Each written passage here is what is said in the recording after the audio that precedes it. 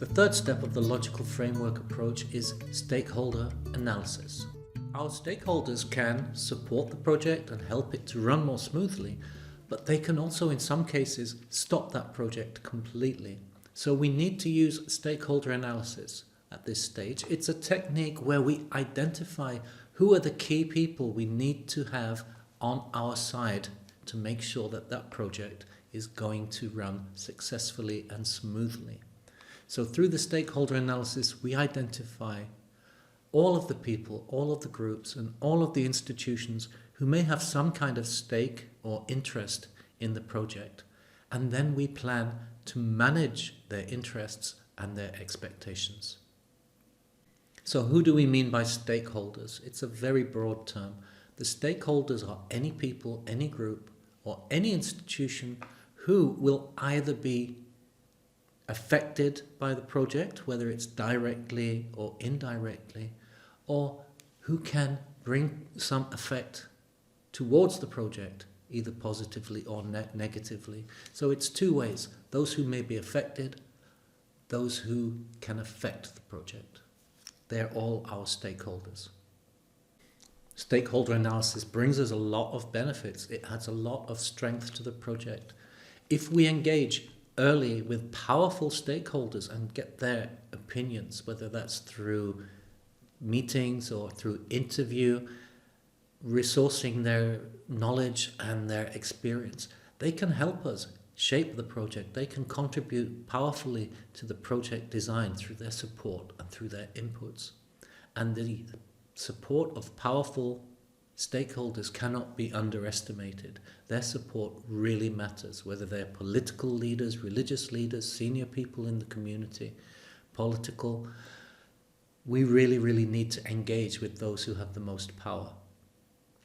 We can also, through stakeholder analysis, anticipate how people might react to what the project does and how it affects them. And that means we can better plan actions and interventions to gain their support, or at least address any kind of resistance that they might have. But they can't support us if they don't know what we're doing, which is why stakeholder communication matters so much. They need to fully understand what we're doing, and they need to be fully aware of what the benefits of the project are. So communicating early and regularly with your stakeholders is of the highest importance. There are 4 steps to stakeholder analysis, and the first one obviously is know who your stakeholders are. Who are they? The people who can affect or might be affected by the project. Then we're going to prioritize them. We're going to look at their level of power and influence and their level of interest. And that will tell us broadly how we may deal with each group. But we need to get more specific. There will be a number of questions to help you understand what your stakeholders need, and then you can bring this all together and you can create what we call a stakeholder management plan.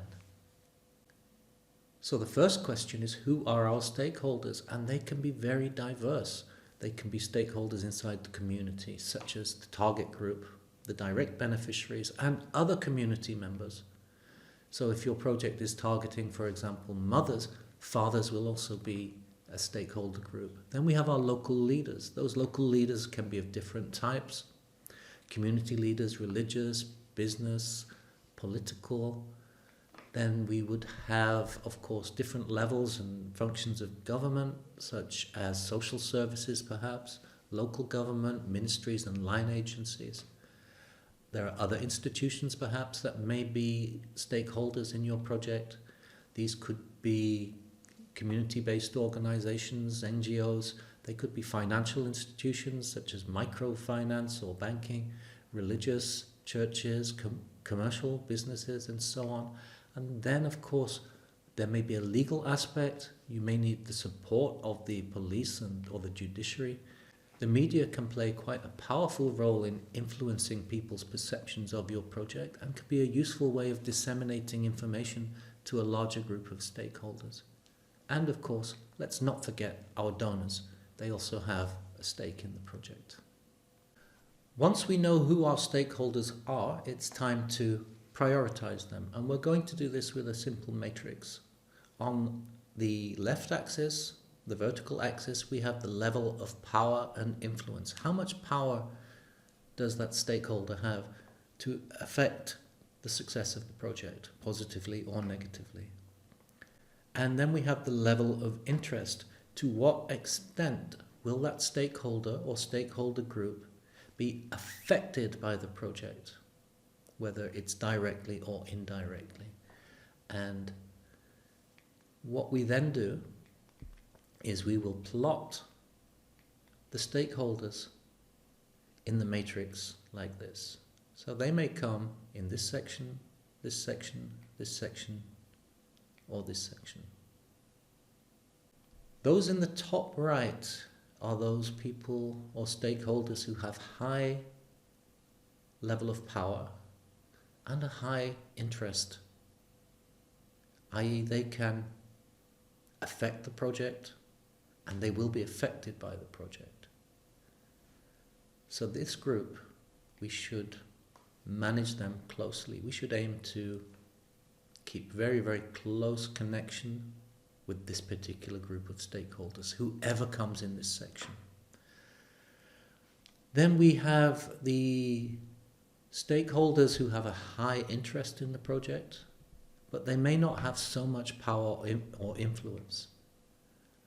And here we need to keep these people informed. We may have some stakeholders who have low level of power, low level of interest. So it is enough to monitor those stakeholders that fall into this group, just in case things change over time, but we keep an eye on them. And then we have those who have low interest in the project. It's not going to affect them particularly, but they do have a lot of power and influence. And we need to keep those stakeholders satisfied. Before we build the stakeholder management plan, there are a number of questions we need to consider for each stakeholder. What firstly motivates them? Do they have a positive or a negative interest? Do they stand to gain, perhaps financially, or lose financially? Is their interest related to their status or their power? Is their interest simply emotional, or is it more practical and pragmatic? Perhaps they're attached to tradition or particular religious values. Or maybe they're just resistant to change. And what do we need from our stakeholders? Do we need any specific support from them? Is there perhaps a role that they could play in the project? And what would they need from us? What kind of expectations do they have? And what will they need from us in terms of information? Now, it is possible that your stakeholders may have a negative attitude to that project. So what is it exactly they're afraid of? What's their underlying fear? And is there anything that the project can do to address those fears and possibly even gain their support? What if they are in opposition to the project? We also need to consider how we're going to respond to that. Perhaps you may think, well, these stakeholders are not happy, but they don't have much power. But what about if they have powerful friends, or they're able to mobilize or influence others? Perhaps we need to consider those groups and people as stakeholders before they join any kind of opposition to the project. After we've completed those 3 steps, we can then build our stakeholder management plan. Here we can identify the stakeholder, their level of interest, and their level of influence or power. We can make it clear what support we need from them or what involvement they will have in the project, and we can also make explicit their interests and their concerns. This is also where we can detail how we are going to gain support from this group or minimize any opposition they might present, and also how we will communicate with this group, what method we will use to communicate with them, how frequently, and who is responsible. As you continue to develop your own project plan, Create now a stakeholder management plan for your own identified project. Identify all the stakeholders, prioritize them. Go deeper, look at their interests, their fears and concerns, and then decide how you're going to deal with each stakeholder and build your stakeholder management plan.